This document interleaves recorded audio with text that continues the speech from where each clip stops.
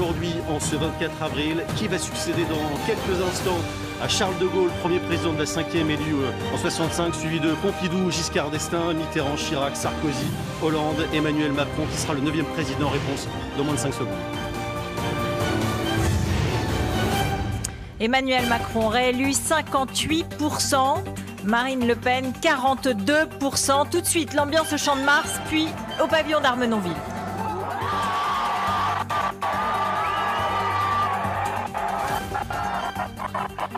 Julie Hamet, vous êtes en direct. C'est apparemment un grand cri de joie qui a accueilli ce chiffre. Hein.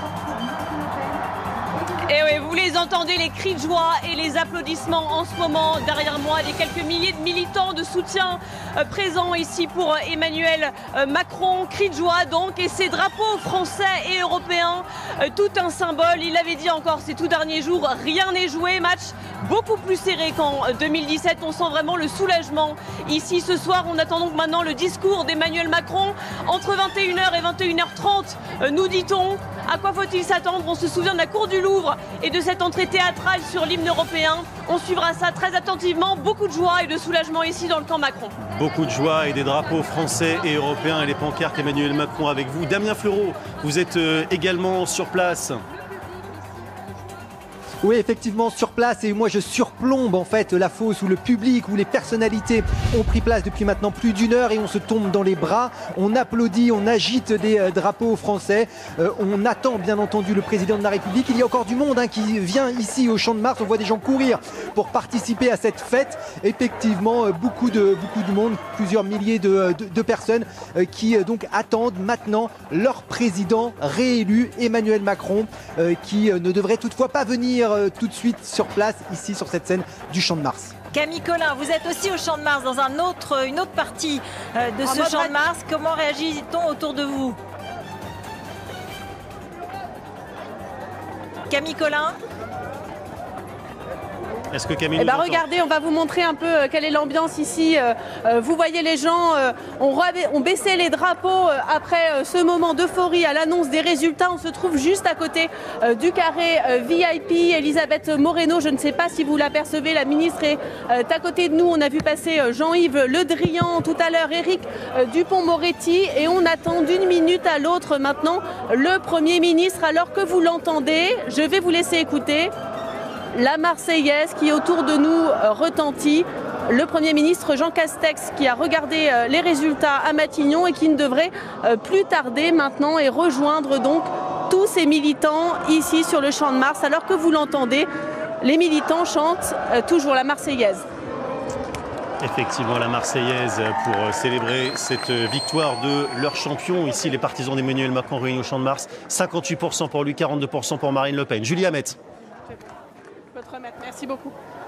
Oui, toujours ces cris de joie, ces drapeaux français et européens, ces quelques milliers de militants soulagés. On le sent aussi ce soir après un score beaucoup plus serré qu'en 2017. Tous attendent maintenant la venue du président Emmanuel Macron. Vous l'apercevez peut-être, le pupitre blanc juste derrière moi. C'est là que le président de la République tiendra son discours. Alors à quoi faut-il s'attendre? Sera-t-il différent de celui de 2017? On se souvient donc du Louvre, de cette entrée très théâtrale. Quelle entrée va-t-il faire donc sur le Champ de Mars, en bas de la Tour Eiffel, lieu hautement symbolique? On le saura dans une bonne heure maintenant. Merci Julie Hamet. Jérôme Fourquet, Jérôme Jaffray, 58% pour un président sortant réélu hors période cohabitation, on l'a dit, à part le général de Gaulle. Mais c'est quand même très remarquable, même si c'est moins que 2017 où il avait recueilli 66%. Oui, tout à fait, la victoire est nette. Il y a une avance certaine pour Emmanuel Macron. On verra aussi comment, au cours de la soirée, les chiffres peuvent éventuellement un peu évoluer. On l'avait vu au premier tour avec les grandes villes qui lui sont plutôt acquises et qui vont seulement fermer leurs portes maintenant.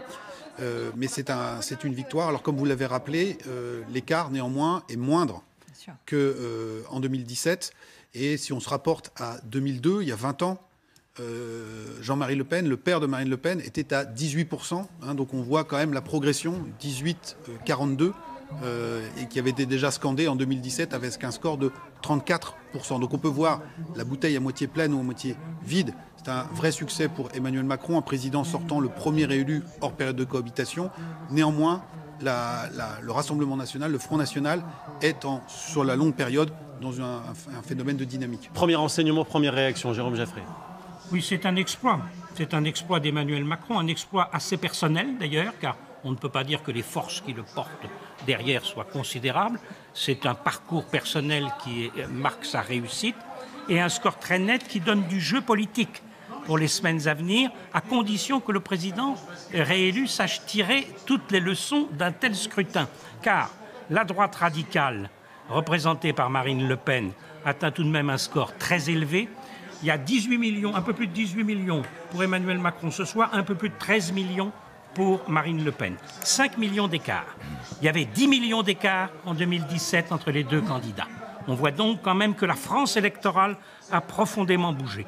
Et puis, autre élément qui incite le président, qui incitera sans doute le président à la réflexion. La garde républicaine ici, je pense qu'on est du côté de l'Élysée, pardon. Oui, je vous en prie. C'est ça dire que voilà, il y a du mouvement en tout cas, Jérôme. Dernier élément rapidement, c'est qu'il y a beaucoup d'abstentions et de votes blancs et nuls.